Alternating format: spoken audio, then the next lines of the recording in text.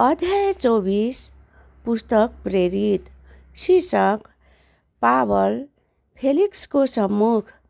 5 दिनपछि प्रधान पुजारी हननिया र कतिपय धर्मगुरुहरू तर्तुलस नाउँका एकजना वकिलसँग त्यहाँ आए र तिनीहरूले पावलको विरुद्ध हाकिमको अघि मुद्दा पेश गरे। पावल त्यहाँ झिकाइएपछि तर्तुलसले तिनलाई यसो भन्दै अभियोग लाउन थाले, अनि माननीय फेलिक्स, हजुरबाट हामीले ठुलो शान्ति भोग गर्दैछौँ र हजुरले यस जातिको निम्ति सुधारहरू सुरु गर्नुभएको छ। यो कुरा हर प्रकारले सबै ठाउँमा हामी कृतज्ञ साथ स्वीकार गर्छौँ, तर हजुरको बढी समय नलिएर हाम्रो बिन्ती छोटकरीमा दया गरी सुनिदिनुहोस्, किनकि हामीले यस मानिसलाई जताततै दुःख दिई हिँड्ने संसारभरिका सारा यहुदीहरूका बीचमा आन्दोलन मचाउने र नासरी पन्थका मुख्य अगुवाको रूपमा भेटाएका छौँ।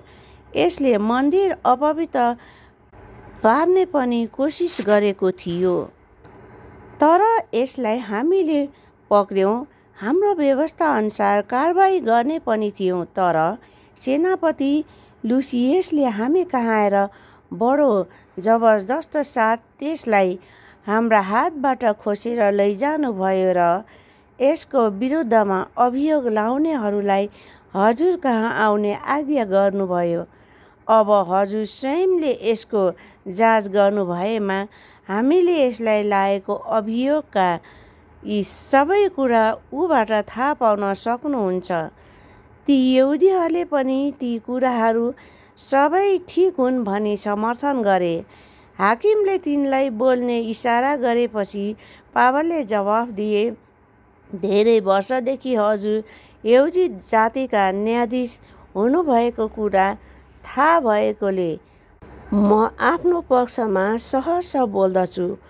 हजुरले पत्ता लगाउन सक्नुहुन्छ कि म यरुसलेममा आराधना गर्न गएको 12 दिनभन्दा बढी भएको छैन।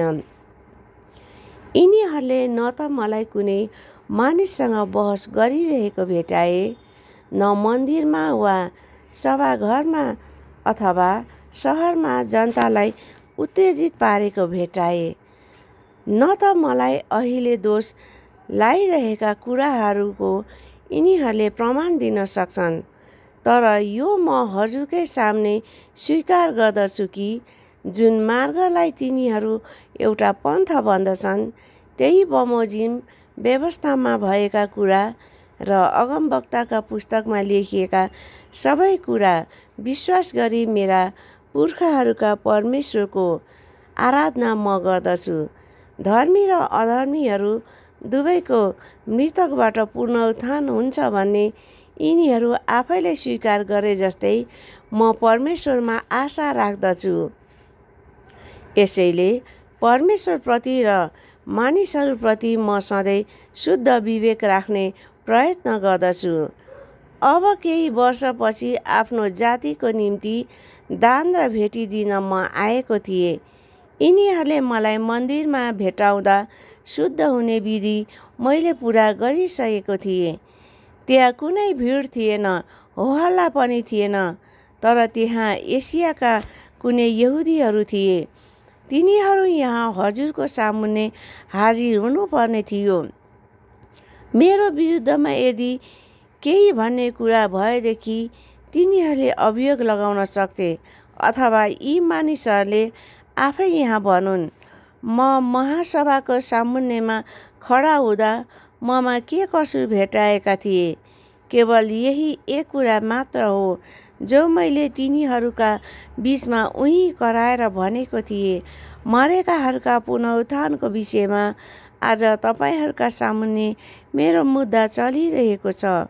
यस मार्गको विषयमा फेलिक्सलाई यथार्थ ज्ञान भएको हुनाले उनले यी कुराहरू सुनेपछि तिनीहरूलाई यसो भनी टारेर पठाए, सेनापति लुसियस यहाँ आएपछि म तिनीहरूको मुद्दा फैसला गरिदिनेछु।